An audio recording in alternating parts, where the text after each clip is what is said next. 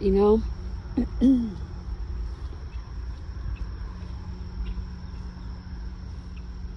We have two natures within us. Cherokee calls it the coyote story. You know, the good and the bad. One on one shoulder, one on the other. And in the story, it's asked, which one wins? And the elder said, the one you feed. That's free will. It's what a loving father does.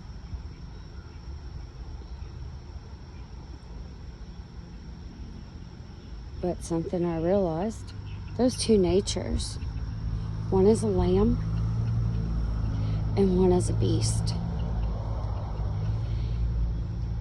And if you do not slay that natural brute beast nature, trying to put beast and brute together.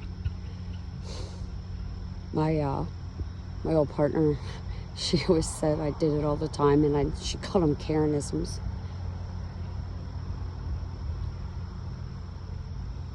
But if you don't slay that beast, when that beast is slain,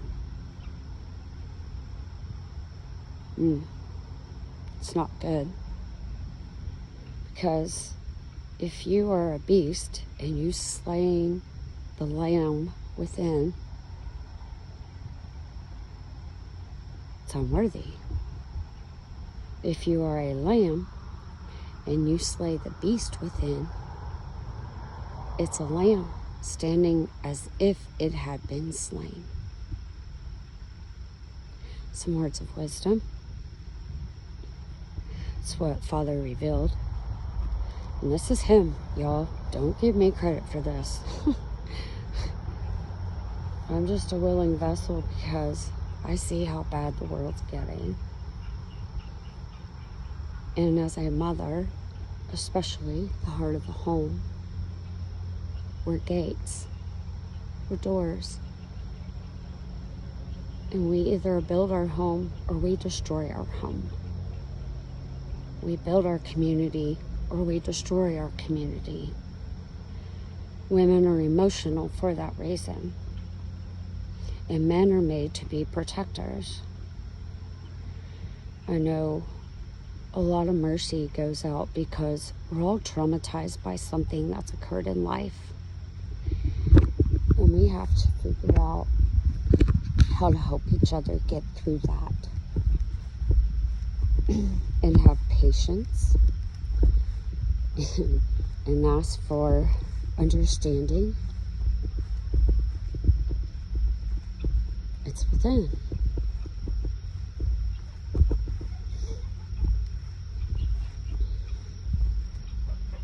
Everything comes out in the wash. The Bible refers to it as the wash pot of Moab. But God ultimately has already won. It's just now coming about.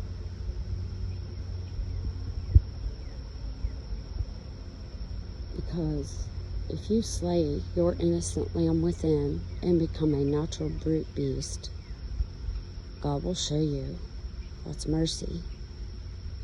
And you have to turn back to Him.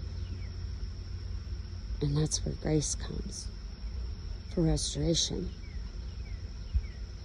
You know, talked about Jacob he loved and Esau he hated. And Esau became a natural brute beast in slaying his inheritance, the lamb,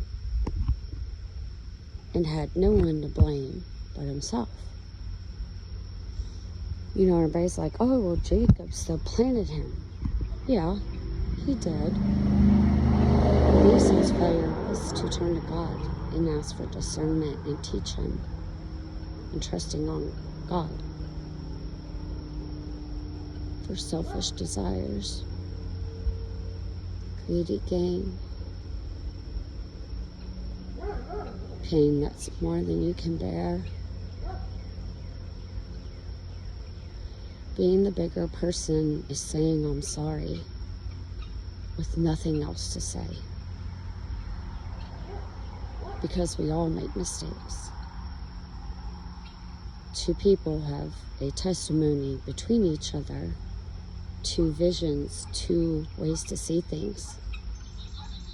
But in the middle, somewhere is the truth.